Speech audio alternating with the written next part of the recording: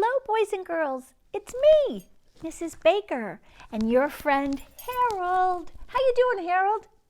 He's great. He's glad you can be here today in the children's room because we're going to do another one of our book reads. Now, after the story, and this is a little bit of a long one, I wonder if your moms and dads and caregivers could stick around so I could talk a little bit about the book that I've chosen and things that maybe you may be able to discuss at home with your child. I'm glad you're here. Are you ready to listen? Because I'm ready to read. I would love to present to you Miss Rumphius, Stories and Pictures by Barbara Clooney. I love this book, and I'd love to dedicate this reading to my best friend, Lisa D'Angelo. Here we go. Miss Rumphius, Story and Pictures by Barbara Clooney. Look at that. Do you see the lupins?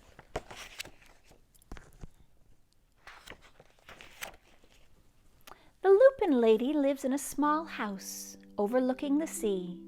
In between the rocks around her house grew blue and purple and rose-colored flowers. The Lupin lady is little and old, but she's not always been that way. I know. She's my great aunt, and she told me so. And once upon a time, she was a little girl named Alice, who lived in a city by the sea.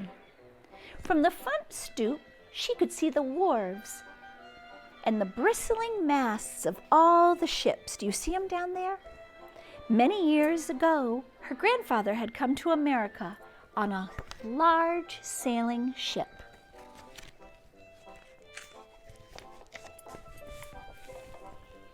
Now he worked in the shop in the bottom of the house, making figureheads for the prows of ships. Have you ever seen those?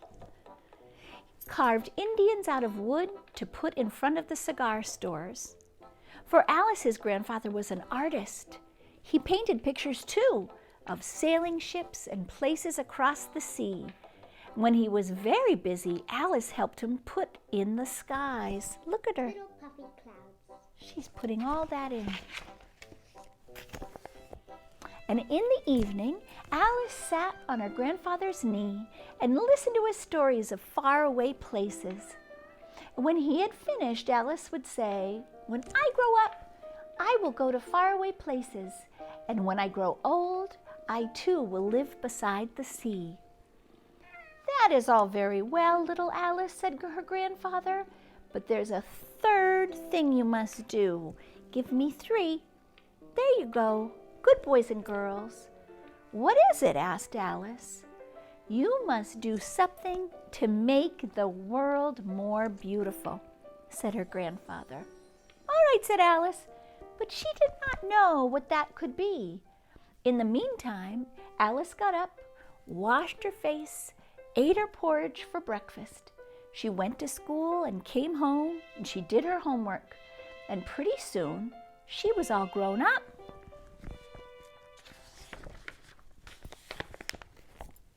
Then my great-aunt Alice set out to do the 3 things she had told her grandfather she was going to do. She left home and went to live in another city far from the sea and the salt air.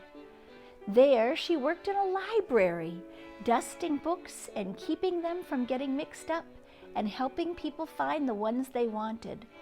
I love doing that myself. Some of the books told about faraway places. People now called her Miss Rumphius. Thank you, Miss Rumphius. You're welcome.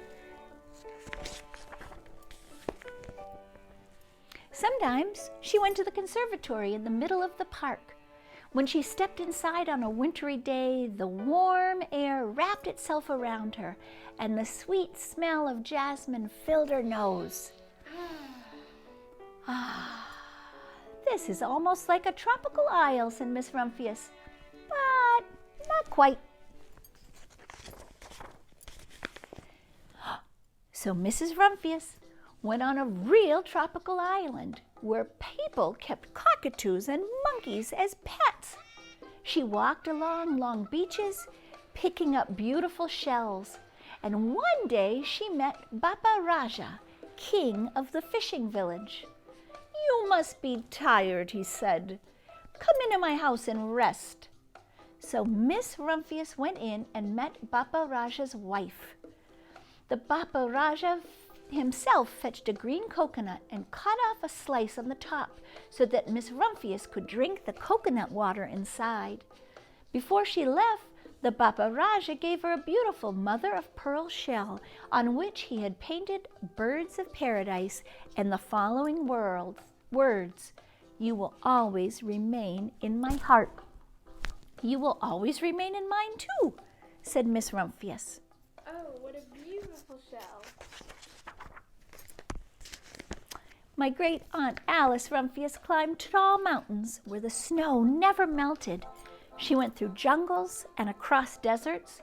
She saw lions playing and kangaroos jumping, and everywhere she made friends she would never forget.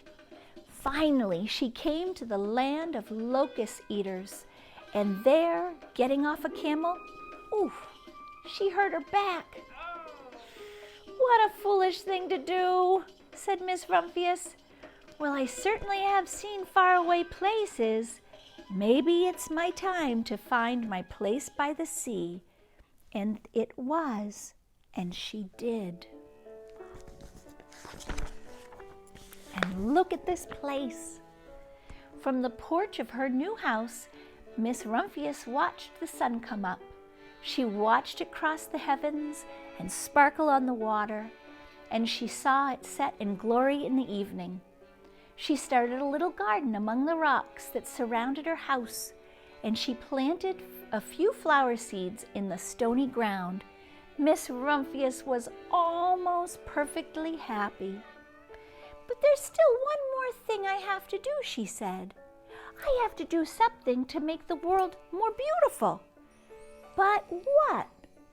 The world is already pretty nice," she thought, looking out over the ocean.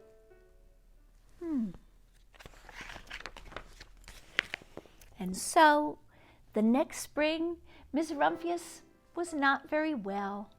Her back was bothering her again, and she had to stay in bed most of the time. The flowers she had planted the summer before had come up and bloomed in spite of the stony ground, and she could see them from her bedroom window, blue and purple and rose-colored. "Lupins," said Miss Rumphius with satisfaction. "I've always loved lupins the best. I wish I could plant more seeds this summer so that I could still have more flowers next year." But she was not able to. After a hard winter spring came, Miss Rumphius was feeling much better. Now she could take walks again. One afternoon she started to go up and over the hill where she had not been in such a long time.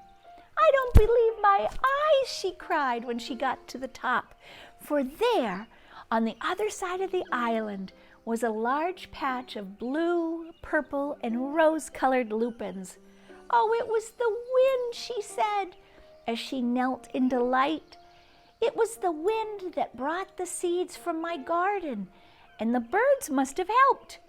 Then Miss Rumphius had a wonderful idea. I got it. She hurried home and got out her seed catalogs. She sent off the very best seed houses for 5 bushels of lupin seeds. That's a lot. And all that summer, Miss Rumphius, her pockets full of seeds, wandered over fields and headlands, sowing the lupins. She scattered seeds along the highways and down the country lanes. She flung handfuls of them around the schoolhouse and in the back of the church. She tossed them into hollows and along stone walls. Her back didn't hurt her any more at all, but now some people called her that crazy old lady. Over there. Do you see? And the next spring, there was lupins everywhere. Fields and hillsides were covered with blue and purple and rose-colored lupins. They bloomed along the highways and down the lanes. Bright patches lay around the schoolhouse and in back of the church. Down the hollows and along the stone walls grew the most beautiful flowers. And Miss Rumphius had done the third, the most difficult thing of all. My great aunt Alice, Miss Rumphius, she's very old now. Her hair is very white. Every year there are more and more lupins. Now they call her the Lupin Lady. Sometimes my friends stand with me outside her gate, curious to see the old, old lady who planted the fields of lupins. When she invites us in, they come slowly. They think she's the oldest woman in the world, and often she tells us stories of the faraway places. When I grow up, I tell her, I too will go to faraway places and come home to live by the sea. Oh, that is all very well, little Alice, says my aunt, but there is a third thing you must do. What is that? I ask. You must do something to make the world more beautiful. All right, I say.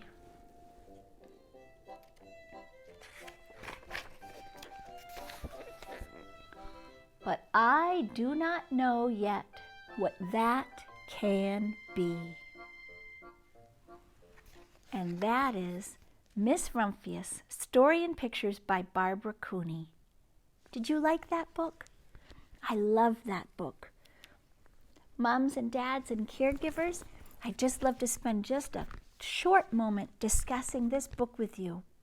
I love this book because it's the favorite book of my very best friend, and I hadn't read it until she suggested it to me. I'm sure that I read it once before. It's a winner of an American Book Award. Quite a few of the books that I'm reading are Caldecott or Newbery Book Award winners, but I love this book.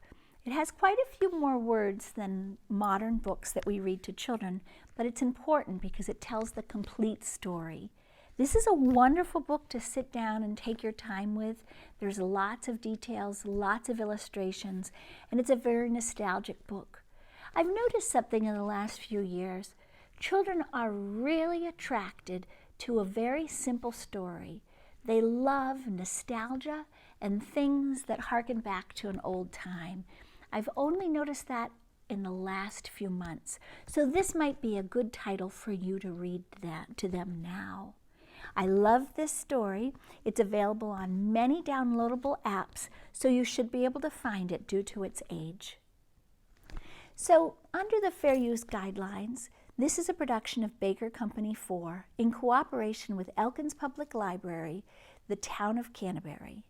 The intention of this video is for nonprofit educational use only. Please do not copy or sell this material without written permission from myself, Elkins Public Library, or the town of Canterbury. Until next time, boys and girls, remember, I love you and I'm proud of you.